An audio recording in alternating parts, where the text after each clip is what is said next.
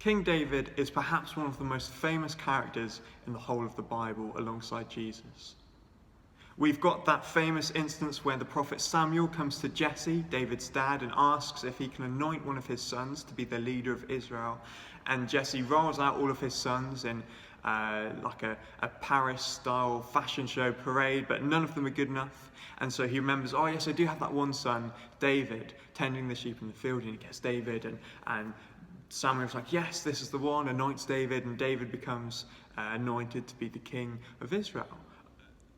There's also that amazing story that surely so many of us learned in Sunday school with David and Goliath, where David slays this mammoth of a warrior, Goliath, with nothing but a slingshot and a couple of stones.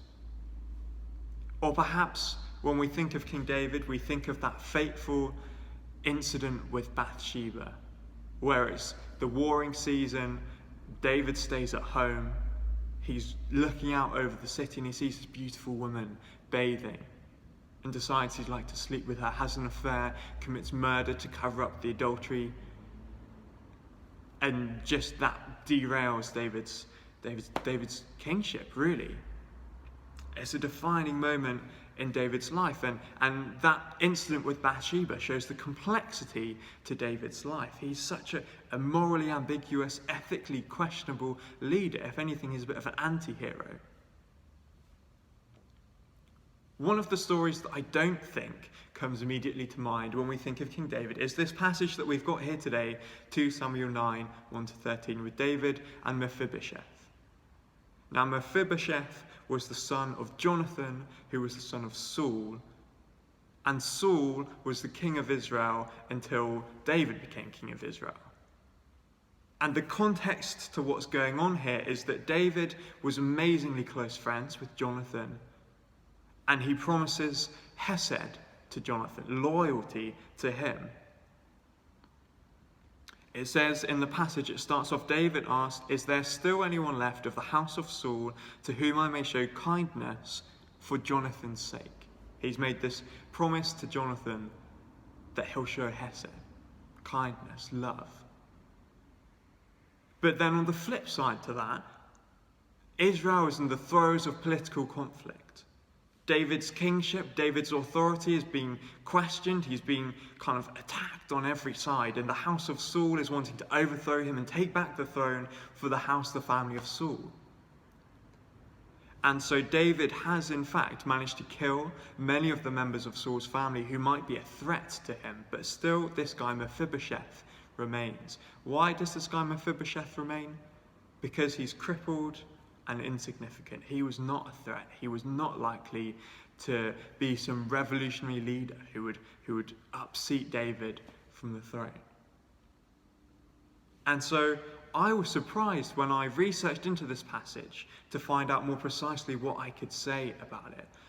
I thought this passage was an amazing act of generosity and compassion on behalf of David towards Mephibosheth, and it is. But the flip side to that is that it's motivated out of, it's a political maneuver. It's self-interested in so many ways, because David can say, hey, look at me, I'm a good king, I'm making reparations to Saul's family, I'm caring for this guy with bad feet. But also the most cynical commentators say that it's also a way for David to secure his throne by being able to spy on one of the only remaining members of Saul's household. It's such a complex web of motives and stuff like that. And so what can we take from it? What can we learn from this mysterious encounter with David and Mephibosheth, this strange agreement? Well, it's so important to note that David acts in kindness. He acts in hesed, out of loyalty to Jonathan. But it's hesed, it's love, it's kindness nonetheless. And why this is encouraging is because if David, even in the midst of political chaos, even David, this adulterer, this murderer, this fragile, insecure king, if even he can keep his promises and show hesed, inviting this guy Mephibosheth to become part of the family, to become part of the household, to give him land and to feed him, to give him a seat at his table for the rest of his life. If even David can do that to one of his enemies, how much more can God show hesed, love, kindness, faithfulness to us? And how much more certain can we be that we will become a part of God's household, a part of God's family through Jesus? That in Jesus we see the love of God, we see acceptance, we receive a position in God's family, we receive land, so to speak. We're cared for and we're given a space at God's table because God is faithful. If David can do it, then how much more can God? And so as we start our weeks, what a fantastic reminder that yes, let's show kindness, compassion, generosity to people. Crippled people, yes. Non-crippled people too, of course. But also, what a reminder, what confidence we can take from the fact that God is so much more faithful.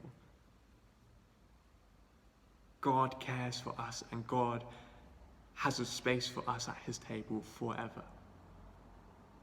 Amen.